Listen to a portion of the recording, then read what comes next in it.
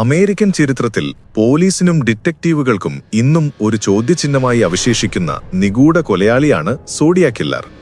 1960കളുടെ അവസാനത്തിലും 1970കളുടെ തുടക്കത്തിലുമായി വടക്കൻ കാലിഫോർണിയയെ വിറപ്പിച്ച ഒരു സൈക്കോപാത്തായിരുന്നു ഇയാൾ.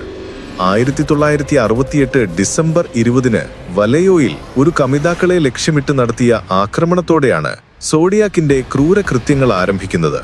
അടുത്ത വർഷം ജൂലൈ 4-ന് നടന്ന സമാനമായ ആക്രമണമാണ് ഈ കേസുകൾക്ക് ഒരു ബന്ധമുണ്ടെന്ന് പോലീസിന് സൂചന നൽകിയത്.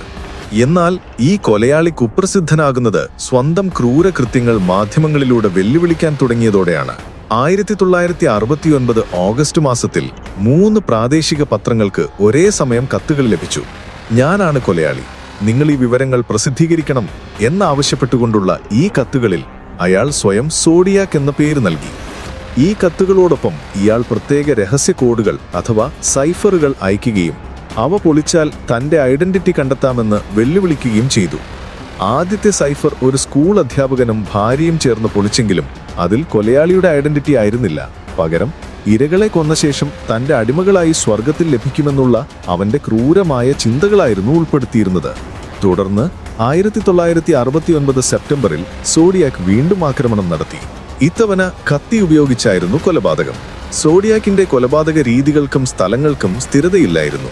വിജനമായ റോഡുകൾ, തടാകക്കര, തിരക്കേറിയ നഗരം എന്നിവിടങ്ങളിലെല്ലാം അവൻ ഇരകളെ തേടി. സോഡിയാക് കത്തുകളിലൂടെ 5 കൊലപാതകങ്ങളാണ് സ്ഥിരീകരിച്ചതെങ്കിലും താൻ 37 പേരെ കൊന്നു എന്ന് ഇയാൾ അവകാശപ്പെട്ടിരുന്നു. 1970കളുടെ തുടക്കത്തിൽ സോഡിയാക്കിന്റെ ഭീഷണിപ്പെടുത്തുന്ന കത്തുകൾ കുറഞ്ഞു. 1974-ൽ സോഡിയാക്കിൽ നിന്നുള്ള അവസാന കത്ത് ലഭിച്ചതായി കരുതപ്പെടുന്നു. അതിനുശേഷം ഈ കൊലയാളി അപ്രത്യക്ഷനായി. അക്കാലത്തെ ഫോറൻസിക് സാങ്കേതിക വിദ്യ ഉപയോഗിച്ച് കണ്ടെത്താൻ കഴിയാത്ത വിധം ഇയാൾ ബുദ്ധിശാലിയായിരുന്നു. സോഡിയാക്കിന്റെ കൈയക്ഷരം, വിരലടയാളങ്ങൾ, വസ്ത്രങ്ങൾ എന്നിവയെല്ലാം പോലീസിന് ലഭിച്ചിട്ടും ഇന്നും ഈ കേസ് ഒരു രഹസ്യമായി അവശേഷിക്കുന്നു.